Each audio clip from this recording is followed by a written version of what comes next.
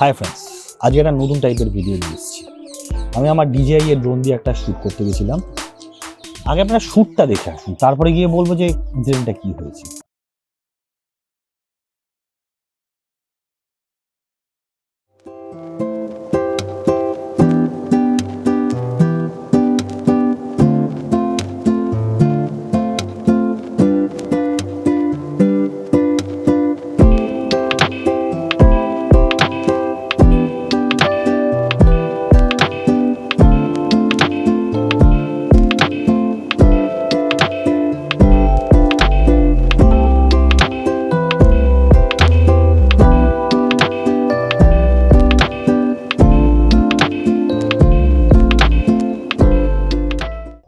Shoot দেখা হয়ে গেছে, এবার চলে আসুন।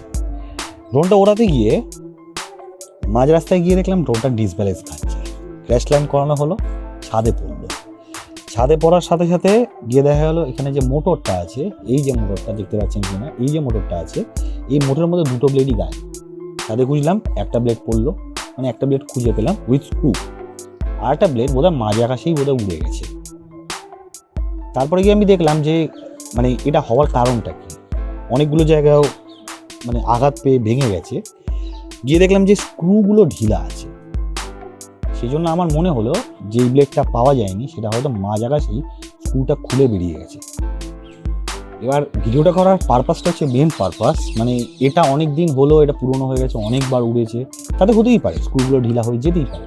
কিন্তু ওড়াবার আগে একবার চেক করে নেওয়া উচিত যে স্ক্রুগুলো কেমন আছে, মোটরটা একবার ওড়ানোর পর খুব বেশি পরিমাণে গরম হচ্ছে কিনা, ব্যাটারি ব্যাকআপটা কেমন আছে, আর ক্যামেরার সামনে কোনো ডাস্ট পার্টিকেল জমে আছে কি। আমার মনে হলো যে এগুলো আপনাদের সঙ্গে শেয়ার করা উচিত, যাতে আপনাদেরও এরকম ভবিষ্যতে কোনো দুর্ঘটনা না ঘটে। সেই জন্য ভিডিওটা করা। ভালো লাগলে বা আরও যদি কিছু এক্সট্রা কিছু চেক করার থাকে সেটা কমেন্টে অবশ্যই জানাবেন।